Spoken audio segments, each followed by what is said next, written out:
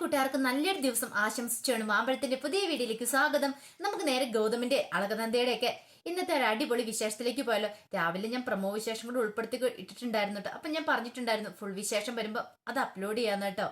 അപ്പൊ നമ്മുടെ നന്ദ അങ്ങനെ സുജാതയുടെ അടുത്ത് സംസാരിച്ചുകൊണ്ടിരിക്കുവായിരുന്നു. ഈ സമയത്താണ് സുജാത നന്ദയോട് ആ കാര്യങ്ങളെ കുറിച്ചൊക്കെ ചോദിക്കുന്നത്. അല്ല, മോള് എവിടെയാ, മോൾ എവിടെ താമസിക്കുന്നതെന്നൊക്കെ ചോദിക്കുകയാണ്.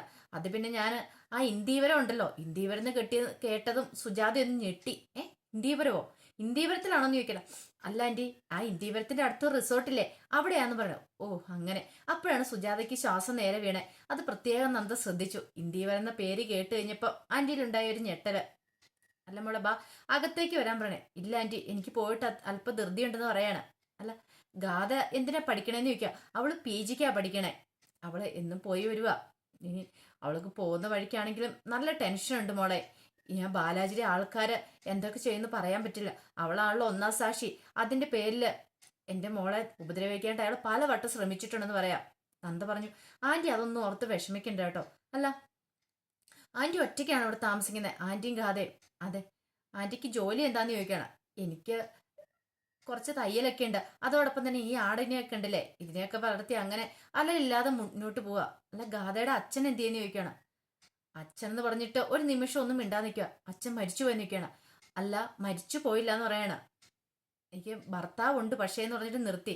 അല്ല മോളെ, അതിനെക്കുറിച്ചൊന്നും ഇപ്പൊ എനിക്ക് മോളോട് സംസാരിക്കാൻ പറ്റില്ല എന്ന് പറയണ. അതെന്റെ മനസ്സിൽ മാത്രം നിൽക്കുന്ന രഹസ്യങ്ങളാ, അത് പറയാൻ പറ്റില്ലെന്ന് പറയാം. ഓ ശരി ശരി, എന്നാ ആന്റി അത് ആന്റിക്ക് ബുദ്ധിമുട്ടുണ്ടാക്കുന്ന കാര്യമാണ് പറയേണ്ടെന്ന് പറയണ. ഗാഥയ്ക്ക് മനസ്സിലായി എന്തോ ഒരു രഹസ്യം ഒളിഞ്ഞിരിക്കുന്നുണ്ട്. പിന്നീട് നന്ദ അതിനെക്കുറിച്ചൊന്നും ചോദിച്ചില്ല. അന്ന് ശരി, ഞാൻ അങ്ങോട്ട് ഇറങ്ങട്ടെ ആന്റിന്ന് ചോദിക്കണം. അല്ല, മോളുടെ നമ്പർ തരുവാണെങ്കിൽ. ശരി ശരി, എന്റെ നമ്പർ തന്നേക്കാം. ആന്റിക്ക് എന്ത് ആവശ്യം ഉണ്ടെങ്കിലും എന്നെ വിളിക്കാൻ മറക്കരുത് എന്ന് പറഞ്ഞിട്ടാണ് പിന്നീട് നന്ദ അവിടുന്ന് പോരുന്നത്. ഈ സമയം പിങ്കിയുടെ അടുത്തേക്ക് നേരെ അവള് മോഹിനി വരുവാണ്. മോഹിനി വന്നിട്ട് പിങ്കിയോട് ചോദിച്ചു. പിങ്കി, ഞാനൊരു കാര്യം ചോദിക്കട്ടെ. എന്താ മോഹിനി ചെറിയമ്മ ചോദിച്ചു. അല്ല, ഇവിടെ കണ്ടിട്ട് പിങ്കിക്ക് എന്താ തോന്നുന്നത്? ഇവിടെ ഒരു ആദായം ഇല്ലാത്തതെന്ന് തോന്നുന്നുണ്ടോ? ഈ എസ്റ്റേറ്റിന് ചുറ്റും ഒരു വരുമാനം കിട്ടാത്തതെന്ന് തോന്നുന്നുണ്ടോ? ഇവിടെ ഒരു ആദായം ഒന്നും ഇല്ലാതെ ചുമ്മാ തരിശായി കിടക്കുന്നതെന്ന് പിങ്കിക്ക് തോന്നുന്നുണ്ടോ എന്ന് ചോദിക്കണേ. ഇല്ല, അതാ ഞാൻ പറഞ്ഞത്. അപ്പൊ ഇത്രയും കാലം നമ്മൾ പറ്റിക്കപ്പെടുമായിരുന്നില്ലേ? ഒരാദായം ഇല്ലാതെ വെറുതെ തരിശുഭൂമിയായിട്ട് കിടക്കുന്നൊക്കെയല്ലേ പറഞ്ഞത്? എന്നിട്ടോ കോടികളുടെ തിരിമറിയാണ് നടന്നിരിക്കുന്നത്. ഇതിനി നമുക്ക് വെറുതെ വിട്ടുകൂടാ. ഇനി നമ്മളിത് കയ്യോടെ നമ്മള് കൈകാര്യം ചെയ്യണമെന്ന് പറയാ. പിങ്കി പറഞ്ഞു. അതൊന്നും ഓർത്ത് ഇനിയിപ്പോ ചെറിയമ്മ വിഷമിക്കണ്ട കേട്ടോ, ആ കാര്യങ്ങളൊക്കെ ഞാൻ നോക്കിക്കോളാന്ന് പറയാണ്. പിന്നെ വാവച്ചനും മഹേശനും കൂടെ സംസാരിച്ചുകൊണ്ടിരിക്കുവായിരുന്നു. അങ്ങനെ സംസാരിച്ചുകൊണ്ടിരിക്കണ സമയത്താണ് അങ്ങോട്ട് ലക്ഷ്മിയമ്മ ഓടി വരുന്നത്. ലക്ഷ്മിയമ്മ വന്നിട്ട് പറഞ്ഞു. അതെ, ഒരു കാര്യമുണ്ട്. എന്താ? നന്ദമോളെ കാണുന്നില്ലെന്ന് പറയണേ. നന്ദമോളെ കാണുന്നില്ലേ? നന്ദ പിന്നെ എങ്ങോട്ട് പോയെന്ന് ചോദിക്കണം. പെട്ടെന്ന് വാവച്ചൻ പറഞ്ഞു. ഇവിടെ ഉണ്ടായിരുന്നു, പക്ഷേങ്കിൽ ഇവിടെ അടുത്തുള്ളൊരു പയ്യൻ വന്ന് കൂട്ടിക്കൊണ്ട് പോയെന്ന് പറയണ. പയ്യൻ വന്ന് കൂട്ടിക്കൊണ്ടു പോയതാ? ഏത് പയ്യനാ കൂട്ടിക്കൊണ്ടു പോയത്? ഇങ്ങനെ പറഞ്ഞുകൊണ്ടിരിക്കുന്ന സമയത്ത് മിഥുന്റെ ബൈക്കിന് പുറകെ ഇരുന്ന് നന്ദ അങ്ങോട്ട് വരുന്നേ. ഈ കാഴ്ച കണ്ടതും മഹേശനും ലക്ഷ്മിയമ്മ ഞെട്ടി. ശരി മിഥുൻ, എന്നൊക്കെ പിന്നെ കാണാന്ന് പറയാണ്. മിഥുൻ അങ്ങനെ അങ്ങ് പോവാണ്. നന്ദ വന്ന് ലക്ഷ്മിയമ്മ ചോദിച്ചു. അവിടെ നിൽക്കേ, എനിക്ക് നിന്നോട് കുറച്ച് കാര്യങ്ങൾ സംസാരിക്കാണെന്ന് പറയാം. എന്താ അമ്മേ? എന്താ? നീ ആ മിഥുന്റെ ബൈക്കിന് പുറകെ കയറി എങ്ങോട്ടാ പോയത്? പെട്ടെന്നൊരു നിമിഷം നന്ദയൊന്നും മിണ്ടിയില്ല. പിന്നീട് പറഞ്ഞു. അതമ്മേ, ഞാന് മിഥുന്റെ വീട് വരെ പോയതാന്ന് പറയാം. ഓ, അവിടെ തന്നെ ഡോക്ടർ ഉണ്ടായിരുന്നു ചോദിക്കുകയാണ്. നിനക്ക് പനിയാന്നായിരുന്നല്ലോ പറഞ്ഞത്, മരുന്ന് മേടിക്കാൻ പോവാന്ന് പറഞ്ഞിട്ട് നീ സമ്മതിച്ചില്ല, പിന്നെ നീ ഡോക്ടറെ കാണാൻ പോയതാണോ? പറ നന്ദാന്ന് പറയണ. അതിന് നന്ദ മറുപടി ഒന്നും പറഞ്ഞില്ല. അതെന്താ നീ മിണ്ടാതിരിക്കണേ? അവിടെ ഡോക്ടർ ഉണ്ടായിരുന്നോ? എന്റെ ചോദ്യത്തിന് ഉത്തരം പറയാൻ പറയാണ്. നന്ദി ഒന്നും മിണ്ടാതെ അങ്ങോട്ട് അകത്തേക്ക് അങ്ങോട്ട് കയറി പോവാണ്. ലക്ഷ്മിയമ്മ വിട്ടില്ല. ലക്ഷ്മി പുറകെ ചെല്ലുവാണ്. ഈ സമയത്ത് പിങ്കി മോഹിനിയൊക്കെ അകത്തുണ്ടായിരുന്നു. ചോദിച്ചു. നന്ദ, നീ എന്തിനാ ആ ചെറുക്കൻ്റെ കൂടെ ബൈക്കിൽ കയറി പോയെന്ന് പറയാണ്. നന്ദേ, അല്ല അമ്മ, ഞാൻ പറഞ്ഞല്ലോ, ഞാൻ പറയാതെ പോയി തെറ്റായിപ്പോയി, എന്നോട് ക്ഷമിക്കമ്മേന്ന് പറയാണ്. ലക്ഷ്മിയമ്മയ്ക്ക് മനസ്സിലായി ഒരു കാരണവും ഇല്ലാതെ നന്ദമോൾ അങ്ങനെ പോകത്തില്ല. അപ്പൊ എന്തേലും ഒരു കാരണം കാണുമായിരിക്കും. ഈ സമയത്ത് പിങ്കി പറഞ്ഞു. കൊള്ളാലോ. ആഹാ, മോഹിനി പറഞ്ഞു. കിട്ടിയ അവസരം നന്ദ പാഴാക്കില്ലല്ലേ? അങ്ങനെ ബൈക്കിന്റെ പുറകെ കയറി ചുറ്റിയടിക്കുന്നതിനും വേണം ഒരു ഭാഗ്യം. അതിന് വേണ്ടിയിട്ടായിരുന്നു പനിയാന്ന് പറഞ്ഞ് കള്ളത്തരം പറഞ്ഞ് ഇവിടെ കിടന്നല്ലേന്ന് ചോദിക്കുകയാണ്. പെട്ടെന്ന് പിങ്കി പറഞ്ഞു. നന്ദയല്ലേ ആള്? നന്ദയ്ക്ക് ഒരു പ്രത്യേക കഴിവുണ്ട്. നന്ദ എന്തെങ്കിലും ഒരു കാര്യം മനസ്സിൽ ഉദ്ദേശിച്ചിട്ടുണ്ടെങ്കിൽ അത് നടപ്പിലാക്കാനായിട്ട് എന്ത് ത്യാഗവും സഹിക്കാനായിട്ട് നന്ദ തയ്യാറാണ്. എന്ത് അഭിനയം അതിനുവേണ്ടി അവളെ കാഴ്ചവെക്കുമെന്ന് പറയാം. ഇത് കേട്ട് കഴിഞ്ഞപ്പോഴത്തേനും നന്ദ പിങ്കിനെ ഒന്ന് നോക്കു മാത്രമേ ചെയ്തുള്ളൂ. എന്നിട്ട് അകത്തേക്ക് അങ്ങോട്ട് കയറി പോവാ. പെട്ടെന്ന് മോഹിനി വന്നിട്ട് ലക്ഷ്മിയമ്മയോട് കുഞ്ഞ് അതെ ഇപ്പൊ ബാക്കി ആരെങ്കിലും ആണെങ്കിൽ ഇവിടെ ഒരു ഭൂകമ്പം നടന്നേരം നല്ല കൂളായിട്ട് അവന്റെ പുറകെ ബൈക്കിന് കയറി പോയിട്ട് വന്നിട്ട് അവള് പറഞ്ഞിട്ട് പോയത് കേട്ടില്ലേ. എന്നിട്ട് എന്നെ ഏടത്തി ഒന്നും മിണ്ടായിരിക്കണമെന്ന് ചോദിക്കുകയാണ്. ഏടത്തിന് തക്ക മറുപടി കൊടുക്കണമെന്ന് പറയാം. അതേ മോഹിനി, നീ ഇതിന്റെ ഇടയ്ക്ക് കിടന്ന് ഇതിനകത്ത് ഇനിയിപ്പോ വഴക്കുണ്ടാക്കാൻ വരണ്ട.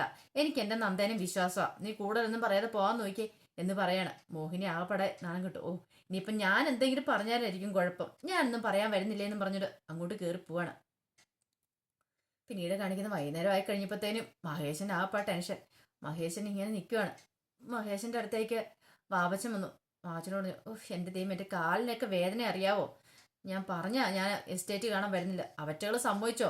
ഓരോ മുക്കും മൂലയല്ലേ എന്നെയും കൊണ്ട് ചുറ്റിയടിപ്പിച്ചെന്ന് ചോദിക്കുകയാണ്.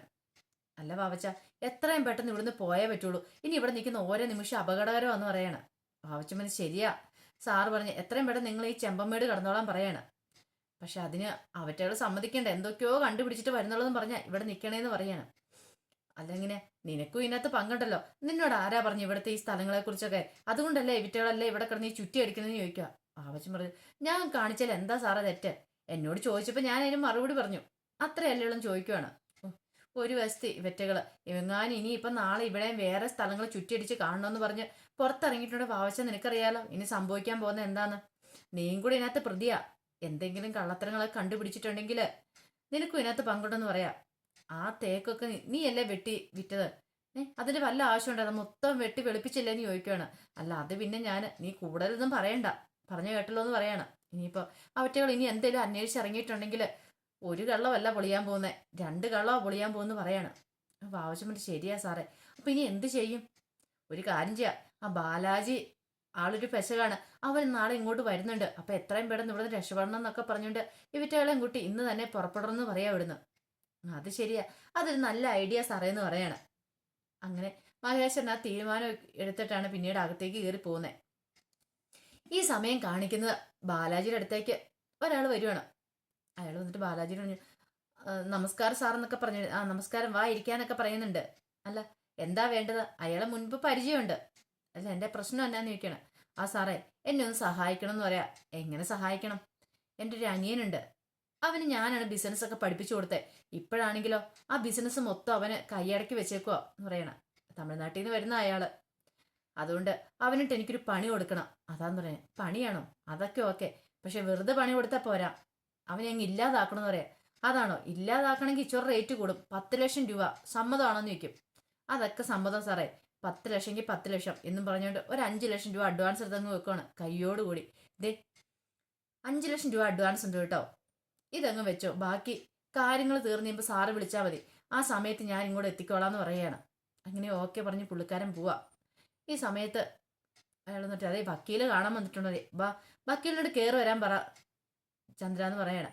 അങ്ങനെ വക്കീൽ അങ്ങോട്ട് കയറി വരുവാണ്.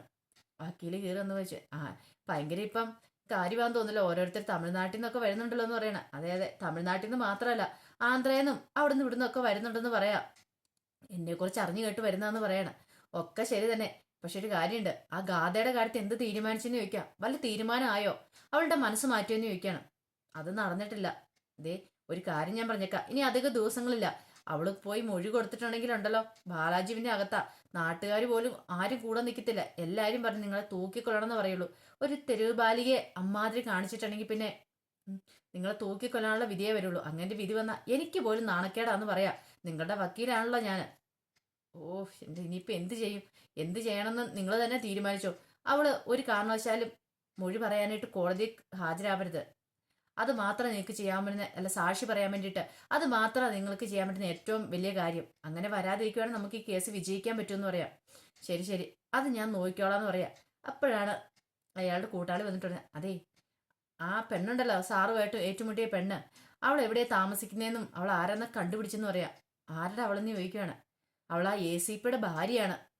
ഓ അങ്ങനെ വരട്ടെ, അപ്പൊ അവൾക്കിട്ടുള്ള പണി ഞാൻ കൊടുക്കുന്നുണ്ട്. വണ്ടി എടുക്കടാ, നമുക്ക് പോകാന്ന് പറയണം അങ്ങോട്ട്. പെട്ടെന്ന് വക്കീൽ പറഞ്ഞു, നീ എന്താ ബാലാജി ഉദ്ദേശിക്കുന്നേ? ഇനി അടുത്ത പ്രശ്നം ഉണ്ടാക്കാണ്. ഈ ഒരു പ്രശ്നത്തിൽ നിന്ന് എങ്ങനെ തലയൂരുന്നോർത്ത് ഇവിടെ ആകെപ്പാട് ടെൻഷൻ അടിച്ചിരിക്കുമ്പോൾ ഒരു പ്രശ്നം കൂടെ വലിച്ചേരി തലേ വെക്കാനാണോ? ഇനി ഇതിന്റെ പേരിൽ ഒരു പ്രശ്നം കൂടെ ആയിട്ടുണ്ടെങ്കിൽ നിനക്ക് ഒരു കാരണവശാലും പുറലോകം കാണാൻ പറ്റില്ല. ഞാൻ പറഞ്ഞില്ല എന്ന് വേണ്ട, ഇപ്പൊ ഈ സമയത്ത് നീ അടങ്ങിയിരിക്കുക ചെയ്യണ്ടേ. ആ പെണ്ണിന്റെ പ്രശ്നം കഴിഞ്ഞാലും കുറെ നാളത്തേക്ക് നീ ഒന്ന് മര്യാദയ്ക്ക് ജീവിച്ചില്ലെങ്കിൽ എൻ്റെ കൈപ്പിടിയിൽ ഒതുങ്ങൂല. ഞാൻ പറയാനുള്ളത് പറഞ്ഞു. ഇനി നിന്റെ ഇഷ്ടം എന്താ ചെയ്യുക എന്നും പറഞ്ഞ് വക്കീൽ അങ്ങോട്ട് പോവാണ്. അപ്പം ബാലാജി ആലോചിച്ച് ശരിയാണ്, ഇപ്പൊ ഒരു പ്രശ്നത്തിന് പോകണ്ട, അവളെ പിന്നെ തൻ്റെ കയ്യിൽ കിട്ടും, ആ സമയത്ത് താൻ പിടിച്ചോളാം. അങ്ങനെ ബാലാജി മനസ്സിൽ കരുതുവാണ്. അതിനുശേഷം കാണിക്കുന്ന ഇന്ത്യവരത്തിലേക്ക് ബാക്കി എല്ലാവരും തിരിച്ചു വരുവാണ്. എല്ലാവരും തിരിച്ചു വന്നിട്ട് വന്നപടിയാണ് ലക്ഷ്മിയമ്മ ഓരോ ജോലിയാ. 2 ദിവസം വീട്ടിലില്ലെങ്കിൽ വീട് മൊത്തം ആകെപ്പാടെ പൊടിയും വൃത്തികേടായിട്ട് കിടക്കുവാന്ന് പറയാണ്. അങ്ങനെ ഓരോ ജോലി ചെയ്യാണ്. മോഹിനിയാണെങ്കിലോ ദേഹം മൊത്തം വേദനയാന്ന് പറഞ്ഞ് അവിടെ വന്നിരിക്കുക. അപ്പം പിങ്കിയുടെ അടുത്തേക്ക് വന്നിട്ട് പറഞ്ഞു, ഓ നമ്മൾ പോയത് വെറുതെ ആയല്ലോ, കള്ളത്തരങ്ങളെ കണ്ടുപിടിക്കാന്ന് പറഞ്ഞ് പോയിട്ട് നമുക്ക് തെളിവുകളൊന്നും കിട്ടിയില്ലോ എന്ന് പറയണ. അതോർത്തിട്ട് തന്നെ അതിനേക്കാളും വലിയൊരു കാര്യമല്ലേ നമുക്ക് കിട്ടിയേക്കെന്ന് പറയണ. അതെന്താ? അത് ചെറിയമ്മയ്ക്ക് അറിയത്തില്ല എന്ത് കാര്യമെന്ന്. മറ്റേ നന്ദയുടെ കാര്യം, അതിനകത്ത് കുറച്ച് മസാലയൊക്കെ ചേർത്ത് ഗൗതം പരിപാടി അങ്ങ് അവതരിപ്പിക്കുവാണെങ്കിൽ നമ്മൾ ഉദ്ദേശിച്ച കാര്യങ്ങളൊക്കെ നടക്കുമെന്ന് പറയാം. ശരിയാ, അതൊരു നല്ല കാര്യമാണെന്ന് പറയാണ്. ഈ സമയത്ത് മഹേശ്വരൻ അങ്ങോട്ട് വരുന്നേ. മഹേശ്വരൻ വന്നിട്ട് പറഞ്ഞു, വെറുതെ 2 ദിവസം അങ്ങ് പോയി കിട്ടി, ആ ഇന്ത്യ വരത്തി അല്ലെ ആ ചെമ്മമ്മേട്ടി പോയി കിടന്നത്, വല്ല ആവശ്യം ഉണ്ടായിരുന്നോ എന്നൊക്കെ ചോദിച്ച് ഇങ്ങനെ വന്ന് ഇരുന്ന് കഴിയുമ്പോഴത്തേനാണ് ഒരു വണ്ടിയുടെ ശബ്ദം കേൾക്കുന്നത്. അല്ല, ആരന്ന് പോയി നോക്കിയ പിങ്കി മോളെന്ന് പറയണ. പിങ്കി അങ്ങ് പോയി നോക്കുവാണ്. അപ്പൊ അതിന്റെ വിശേഷങ്ങൾ എന്ന് കണ്ടേന്ന് പറഞ്ഞിട്ടുണ്ടെങ്കിൽ ഇതിന്റെ ബാക്കി വിശേഷങ്ങൾ വൈകുന്നേരത്തെ പ്രമോയി വരാട്ടോ. വീഡിയോ ഇഷ്ടപ്പെട്ടെങ്കിൽ ആദ്യമായിട്ട് കാണുന്നവരാണെങ്കിൽ സബ്സ്ക്രൈബ് ചെയ്യാൻ മറക്കരുതേ. അതോടൊപ്പം കണ്ടുകൊണ്ടിരിക്കുന്ന എല്ലാവരുടെ സപ്പോർട്ടിലേക്കും തുടർന്നും പ്രതീക്ഷിച്ചുകൊണ്ട് നമുക്ക് നമ്മുടെ വീഡിയോ അങ്ങ് വൈൻഡപ്പ് ചെയ്താലോ.